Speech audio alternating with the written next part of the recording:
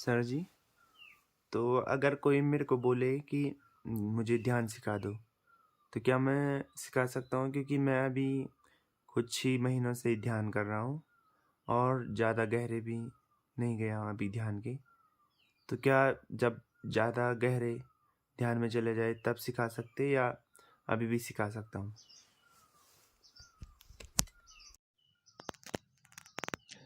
भाई कुछ ऐसा ही प्रश्न मेरे मन में था काफ़ी साल पहले। आ, मेरे पास एक मित्र आया और मैं जानता नहीं था उसको। मैं अपने दोस्त के यहाँ ठहरा हुआ था और उनको मिलने आया था। फिर उसको पता चला कि मैं ध्यान करता हूँ। उन दिनों में काफ़ी ध्यान कर रहा था और वो आया कि जी मेरी हिस्ट्री ऐसी है कि मैं पहले ड्रग्स लेता था और बहुत मुश्किल से मैंने वो तो छोड़ तो दिए। ड्रग अब नहीं मैं लेता, लेकिन किसी ने मुझे कहा है कि तो दोबारा लेना न शुरू कर दे, इसलिए ध्यान कर। और तू ध्यान करेगा काफ़ी गहरा, तो तब तेरी ये जो ड्रग की प्रवृत्ति है दोबारा लौटेगी नहीं, तो फिर ठीक रह सकता है। तो आप मुझे ध्यान सिखा दीजिए। अब मैंने कहा यार, मैं तो खुद ही अभी मतलब शुरुआत ही कर रहा हूँ, हालांकि कुछ साल हो गए थे। तो मैंने कहा सिखाना, मैं कैसे सिखा सकता हूँ इसको। तो मैंने कहा जी अब देखेंगे। तो कि नहीं प्लीज़ कि मुझे बताइए, कोई टाइम बताइए, मैं कब से आऊँ। आप तो इधर ही होना है अभी कुछ दिन। मैंने कहा हाँ कुछ दिन तो हूँ। तो उन दिनों मैं पढ़ रहा था गुरजिएफ एक संत हैं, रूस के किसी इलाके के थे शायद। तो गुरजिएफ की किताब में एक पढ़ रहा था।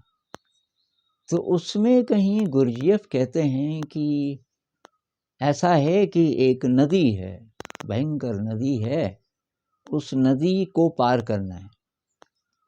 उसके बाद एक पहाड़ी है, विचित्र पहाड़ी। तो जो लोग पार कर गए वो उस पहाड़ी के ऊपर हैं और वहाँ से वर्णन कर रहे हैं चारों ओर, इतनी सुंदर जगह है। और तो वो एनलाइटेंड हैं, वो पहुँच गए वहाँ। लेकिन आप तो इधर हो, बीच में ये नदी है भयंकर। तो कि उस नदी में चेन है लोगों की। तो उस नदी के जो एकदम पार, जिसका एक पैर नदी के बाहर है, उसने अपने हाथ से पकड़ा हुआ है, दूसरे को उसने, तीसरे को उसने, चौथे को, ऐसे करके एक लंबी चेन है। अब यहाँ नदी शुरू हो रही है। एक नया आदमी आया तो वो किसका हाथ पकड़ेगा? उसके पास जो आदमी है उसका एक पैर पानी में, नदी में है, एक पैर जमीन पे है और उसने हाथ बढ़ाया हुआ है। आप उसका हाथ पकड़ोगे या कि वहाँ से जो संत लोग वर्णन कर रहे हैं उस पहाड़ी से?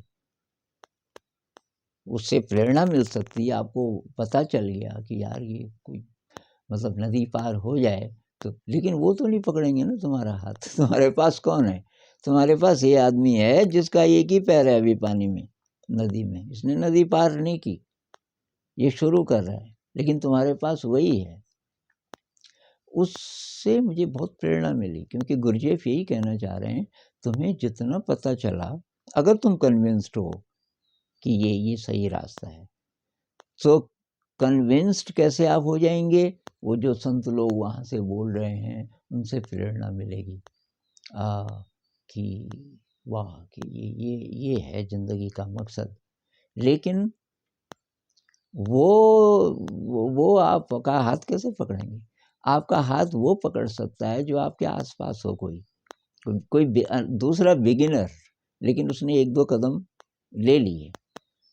तो आपने जितना सीखा है, आप उतना तो सिखा सकते हो दूसरे को। और बाकी वो देखेगा। अगर वो आपसे तेज चला जाए, ज़्यादा एडवांस, तो किसी और को भी ढूंढ लेगा कुछ समय बाद, लेकिन उसकी शुरुआत तो होगी। और ये किसी भी विद्या में होता है। आप ये जो संगीत सीखते हैं, इनका इतिहास पढ़ो तो पता चलता है कि कई गुरुओं से सीखे। कोई पहले एक गुरु जी से सीखा थोड़ा सा, किसी ने घर में ही सीखा, कोई अंकल हैं, कोई सिखाने वाले हैं, थोड़ा बहुत हाथ, जैसे कोई तबला बजाना सीख रहा है तो थोड़ा सा घर में ही पहले सीख लिया किसी अंकल जी से। अंकल जी ने बोला देख भाई मुझे तो इतना ही आता था, तू वहाँ जा, फलां जगह जा और वहाँ तो आगे सीखेगा। और ऐसे सीखते सीखते सीखते तो हमको जितना आता है हम वहाँ से शुरुआत कर सकते हैं। तो ये नहीं सोचना चाहिए कि मैं पहले बहुत अब गहरे में चला ही गया ये कैसे पता चलेगा? जो संत बहुत गहरे भी पहुंच गए वो कहते हैं कि भाई वो मैं भी बिगिनर हूँ, क्योंकि अनंत आकाश है। ये जो अनुभूति है ये ऐसे है कि आप उड़ना सीख गए। आप उड़ना सीख गए तो ज़मीन से 1 फुट भी आप ऊपर उड़ सकते हो तो आकाश में हो। आप कह सकते हो मैं उड़ना सीख गया, लेकिन मैं आकाश को जान गया ये तो नहीं कह सकते ना। आकाश तो लिमिटलेस है, मतलब इसका तो अंत ही नहीं है कहीं। तो जितना ऊपर आप जाओगे उतना आकाश और विराट होता जाएगा, और जो जितना ज़्यादा जाएगा वो यही बोलेगा कि भाई इसका कोई अंत नहीं है। तो बिल्कुल जितना आपको आता है उतना आपको सिखाना चाहिए।